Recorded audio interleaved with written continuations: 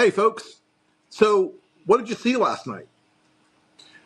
I think what you saw last night was basically the result that you would have gotten if you had said to ChatGPT, "Hey, give me a speech as long as Fidel Castro, as mendacious and full of lies and garbage as Baron von Munchausen, and with like a culture war, carnival barker, the greatest thing you have to fear are immigrants and trans people through line." In the end, though, came across to me not just as crazy. They're all crazy. Their speeches are all crazy. In the end, though, there were two things I saw underneath the surface there that I think you should consider.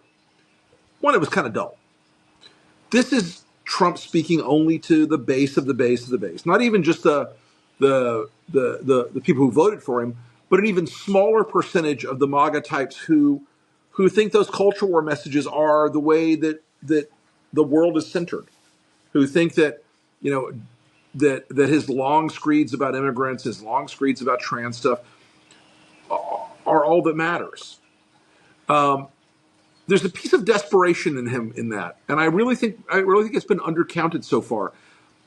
Part of that desperation is also he knows what the markets have done since the tariff announcements.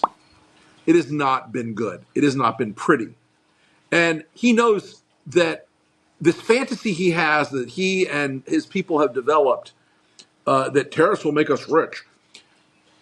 We'll bring in trillions and trillions of dollars. We import about $3 trillion worth of goods every year. So how are you going to bring in trillions of dollars on tariffs on $3 trillion of imports? How does that work exactly? How many zeros come after those tariffs? The markets are reacting very badly, and Trump even acknowledged it last night when he said, "Oh, there'll be some dislocation at first, but stick with me, we'll get through it." There'll be a little disturbance, but we're okay with that?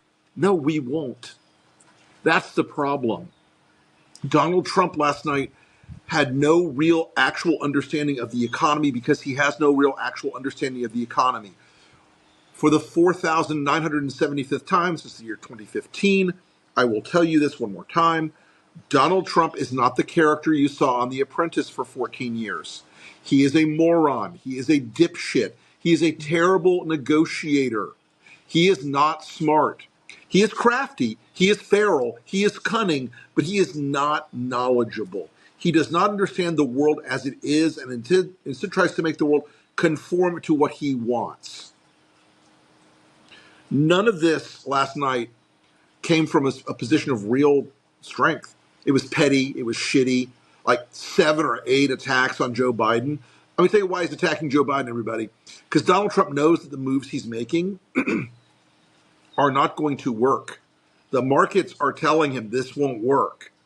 Other countries, and holy crap, did MAGA discover something this week? They're like, wait, other countries can impose tariffs back on us? What? Why, yes, they can, you chuckle fucks.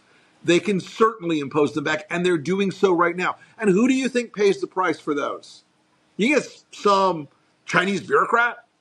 Some Mexican bureaucrat? No, you pay the price. Why did the CEO of Target come out yesterday and say, hey, strap in, prices are going up? Why did the CEO of a major grocery chain yesterday say, you should be expecting to pay more for fruits and vegetables starting this week?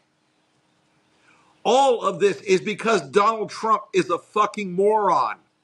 I want to make that clear because there's this fallacious belief in Washington that he's got a secret plan and it's a 47-dimensional chess and that Donald Trump will cross the ethereal plane and you'll be surprised. It will not work the way he says it will work because tariffs don't work. I'm not telling you that as some kind of libtard Soros cook. I'm telling you that as a conservative economics guy. I'm telling you that because any fucking moron who has ever looked at the history of tariffs in the history of the country knows what happens. The last major tariff regime in this country, the Smoot-Hawley Act, led to the Great Depression. Now, don't tell Trump that because he's going to say, that was not as great as my depression. I will have the greatest depression. I will plunge America into a sea of flame and misery. You will all thank me when you are sitting around in the ruins of the cities eating rats over a fire because that is America at its greatest and strongest. Look, my Trump imitation isn't great, but my Trump channeling, I know what he's thinking. He's thinking you're going to buy this garbage. And it really was. The speech was mostly lies, as by now any rudimentary fact checker with the intelligence greater than a planaria can tell you. But it was also kind of pathetic. This was like the 80s hair band that's now reduced to playing state fairs. And the guys in the audience are out there with the devil horn screaming, "Play heels and pussy!" or whatever, because that was their one-hit wonder in the summer of '85. It's all the same shit over and over again. This guy was not as imposing last night as people think. Just talking shit. I will have a relentless Okay, guess what? Your relentlessness is about to run into a reality called the economy. It ran into a reality this morning called the Supreme Court, where they said you can't stop all these payments that Congress has contracted and authorized and approved for USAID. There are a lot of things happening right now in Donald Trump's approval numbers that tell you the story. The percentage of Americans who say we are on the wrong track is rising again. The percentage of Americans saying Trump's doing a good job handling the economy is declining again. Trump's net approval is down 9 or 10 points, depending on the survey, over the last month and a half. If you believe that there's a correlation between action and outcome in polling, and I do, because that's just science, what could have caused Trump's approval ratings to fall? Well, I'll tell you. Economic suicide pacts, betraying the country for Vladimir Putin, letting Elon Musk run through the government with a flamethrower with his dick swinging out every day. And by the way, I just want to take a quick aside on that. Last night when Trump came out and pointed to Ketamine Karen up in the stands and waved at Sissy SpaceX, as they call him, and then he says the words, and Elon Musk, who's running Doge. I have created the brand new Department of Government Efficiency, DOGE, which is headed by Elon Musk, who is in the gallery tonight. And this morning, there's already been a filing in one of the federal cases where they denied discovery, saying Elon doesn't run Doge. No. Where Trump literally said it last night on the stage. I want to hear what Carolyn Levitt, that grinning automaton, has to say today about Elon Musk running Doge, because they're not going to answer that question. And it is now, even to the slower children licking the windows in the back of the classroom, really, really obvious that Elon Musk is running the entire government. It is the sort of reversal that the president and head of government is sitting in the stands and the head of state is speaking on the floor. But hey, call me crazy. But look, I want to go into one more thing about the speech last night. I don't think the Democrats did a great job. I don't think it was terrible. I don't think it was great. I think they're trying to find their way. Okay, the one Democrat, and I had her name last night, but I've forgotten it. But you'll look it up. The one Democrat held up a sign as Trump walked past her that said, "This is not normal." And this is not normal. This isn't normal because Donald Trump demands abnormality. He demands a perversion of fact and truth and faith and belief. He demands that the people around him follow the Saddam rule. If you haven't heard me talk about the Saddam rule before, I'll tell you what it is. Don't be the first guy to stop clapping when Saddam talks. You saw those Republicans last night, like a bunch of fucking mutant seals, clapping over and over again. And of course, Lauren Boebert was trying to give Donald Trump a real clear sign that she's by his side and she'll give him a hand anytime he needs it.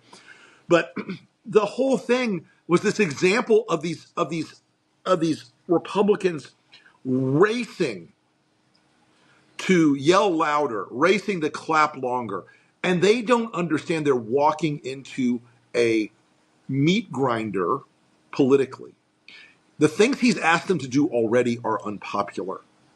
This tax cut that he's insisting on giving Elon and Mark Zuckerberg and Jeff Bezos and the other future trillionaire club is already not popular. When people find out what it's going to do in raising their taxes, If you don't make over $450,000 a year, it will raise your taxes because it will be eliminating deductions that you can take right now. Got your kids in college, you're going to pay interest, you're going to pay taxes on your on college scholarships and loans. Live in the Northeast, you're still going to have to pay the SALT tax on your property, and you can't deduct it. None of this stuff that they lied about what the tax cut would be, has hit the public consciousness yet. When it does, it's going to work out about as well as Elon and Doge hitting the public consciousness. And what's that result been? It's good that he travels with a lot of security because a lot of Americans are really fucking pissed off now. You think these town hall meetings that Republicans went to last couple of weeks until they canceled all of them because they're weak dick cucks?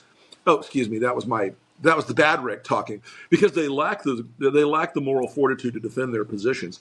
If you think those people are seeing the worst yet, you are mistaken. It's only beginning to suck for the Republican members of Congress. It's only beginning to be bad. Wait until people start hitting Target over the weekend or going to the grocery store and suddenly prices are going up and up and up.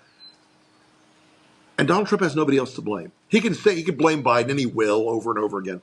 But he has no one else to blame. These tariffs were Trump's decision. That speech last night was tariff palooza. And even though he warned you, he said, oh, there may be some discomfort, there may be some... There's a reason he did that. Because if he didn't do that, he would be even more of an asshole to middle-class people who are the ones who are going to pay the price for these things. One more thing. Trump last night gave you a clue how to proceed. He is scared of the economy. He's worried that something's going to go wrong. He should be worried because he's causing a lot of this. Job numbers are down. The market is down. The prices are going to up, and they're going to go higher. This is your attack vector. This is the way. This is the terrain of the battlefield. Donald Trump is going to set the economy on fire. It's time to make that a gigantic boat anchor around his neck while he drowns. The lies last night were extraordinary and extensive, and I mean at every single level. One of my favorites was, oh, they're building new auto plants all over the country right now. No, Donald, they're not. I'm building a rocket pad out in my back meadow right now, if you think that's the same thing. It's not. The thing is, the idea that Trump has triggered some economic golden age, some miracle, it's all in Trump's head.